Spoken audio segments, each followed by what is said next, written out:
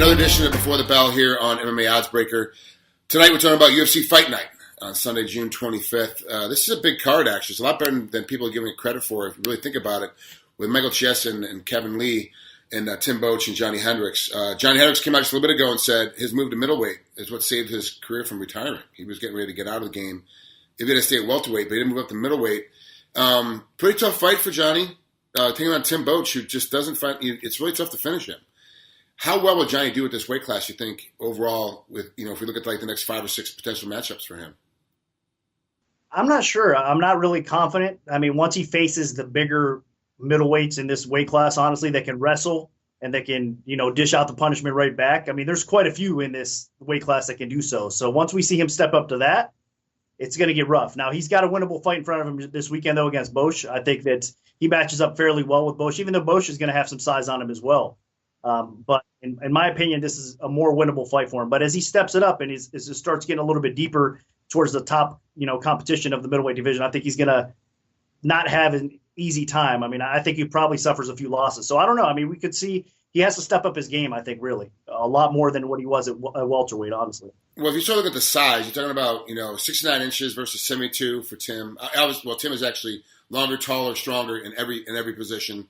Obviously, in reach, there's a 5-inch difference in reach, and then in leg advantage, there's a 3-inch difference in leg advantage. I mean, not that Johnny kicks all that much, but still, Tim is longer in every single position. And Tim is not a very tall middleweight by any means. And Johnny really wasn't that big of a welterweight per se as far as height and reach. Just was big frame. As a result, had a hard time making weight.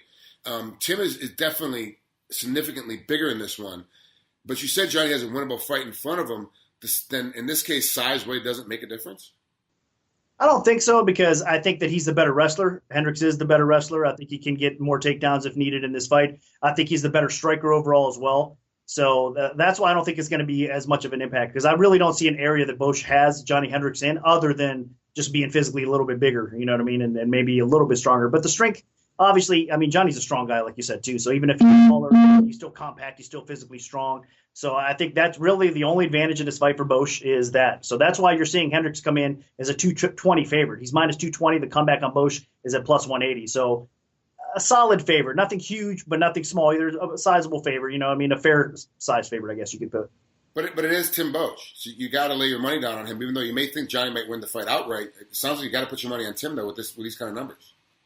I think I'd rather stay away from it. It's hard to bet Johnny Hendricks at this spot either, you know what I mean? Because I still am not really confident in this weight class with him, but he had a pretty decent outing against Hector Lombard. But obviously Lombard was a little bit closer to his size, you know what I mean, than Boetsch even so. So I don't know. I think this is one that where the line is, I think it's fair. I don't think there's value either way, to be honest with you. So we have to just kind of let it go, watch the fight, see how well Hendricks does handle the bigger fighter, possibly the stronger fighter that could possibly try to bully him around or whatnot. So I want to see how he adapts in this matchup and then go from there. So I think it's fair. So if I think the line's fair, there's no value, then you just kind of move on and just let that fight go. Yeah, we talked about Hector Lombard a second ago. When they fought, it was actually 2 welterweights that just recently both moved up to middleweight. So it really was just a welterweight matchup at a heavier weight class. So you're right. Johnny had a better time with the guy that was his size. And that's really what this is. Where Tim will actually be the bigger guy all the way around. It's going to be tough for Johnny. If it goes late, I'm wondering how Johnny's cardio is going to handle. He's not cutting weight, so he should have more energy, but he's also moving a lot more around in the fact that Tim is such a bigger guy than the people he's faced in the past. Yeah, I agree. That's what's going to be interesting here. But I think Hendricks is okay because, man, he's the type of fighter that really digs deep. And even if he's tired, he can finish. You know what I mean? Meaning like he could go 3 rounds. Even if he's exhausted, he has a heart and he's got the willpower to continue and go. So I think he'll be all right there. Let's move on to the main event with Michael Chiesa and Kevin Lee. No matter what we do, we cannot get away from the Maymac fight coming up. Kevin Lee has been brought in by Mayweather to help him train to get ready for McGregor.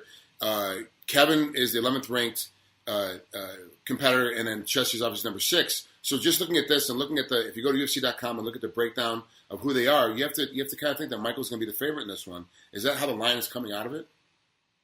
No, he is not the favorite in this one. Actually, it's Kevin Lee that's a favorite. He's a slight favorite though. I opened it exactly pick a minus 120 either way. Right now it's minus 130 for Lee, and the comeback on Chiesa is at plus 110. So a little bit more action Lee's way. I mean, honestly, it comes down to the athleticism here. I think Lee is the more athletic of the two fighters. He's He's got the speed advantage. He probably has a wrestling advantage, obviously, as well. I think he's got the striking advantage in this fight. So he does have several advantages overall in this fight. I think that's why it's fair to, now that the betting public has made him a slight favorite. But you cannot count Chiesa out, man. I mean, that guy gets your back, you're done.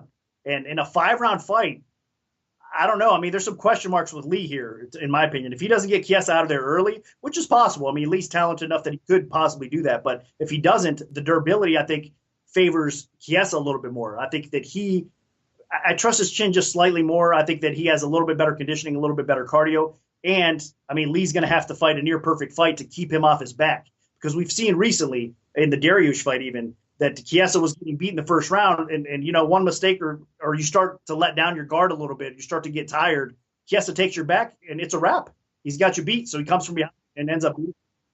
It's going to definitely be a tricky fight for both competitors. And I think a pick'em price is about right. But I do understand why some people early on are coming in on Kevin Lee. I think it's honestly at this point, it's dog or pass. So Chiesa probably does have a little bit of value. You know, this is the second time in a month where the rankings are not matching up to who we're seeing compete against each other. Is it more the fact that the rankings really don't mean anything at this point, or is it more that the way that this style matches up, like that Kevin versus Chiesa is just a better matchup for Kevin than versus anybody else right now in that top 5 position or the top 10 position?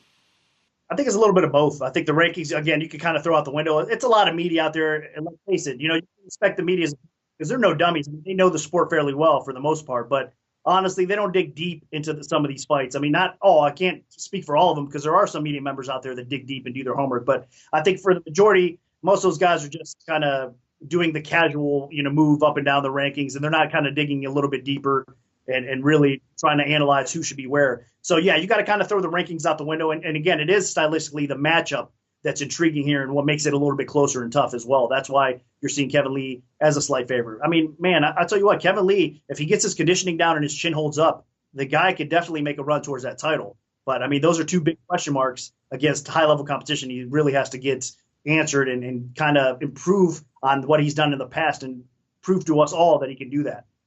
Well, you know, when you have Floyd Mayweather talking about you, obviously because you're becoming in as one of his training partners and trying to help out to get ready for the big fight that he has coming up, then all of a sudden does that it puts a little bit more pressure on Kevin to be in shape, because obviously that Floyd is known to be in shape, but it also puts a little more pressure on him to survive as well. Are we going to see a lot of action coming in as this fight gets a little bit closer on Kevin because of the fact that we are seeing a lot of talk coming in from Floyd about how Kevin is as a striker?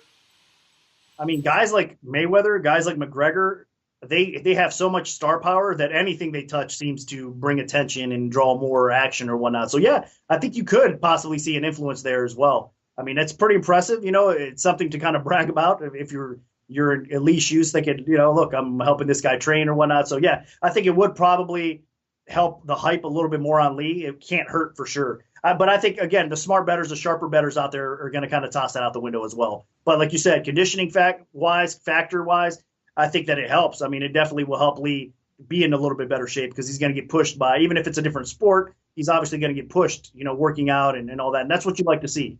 You want to see somebody come in great shape. So I don't think it can hurt. Yeah, it's definitely going to help my thinking and also to help his confidence knowing that one of the greatest boxers of all time is calling you up to come in and do some striking workouts with him. No matter what the reason or what the cause, that's enough of an ego boost under its own. I mean, even if Mike Tyson wanted to sit down and talk shop, and you're a heavyweight fighter, that's be enough for you to be like, hey, look, I'm one of the guys he goes to, so that's actually pretty cool. Yeah, I agree. That's pretty neat, honestly. Well, that's it for us tonight here on the UFC Fight Night. Good luck with your bets. We'll see you again here next week here on Before the Bell.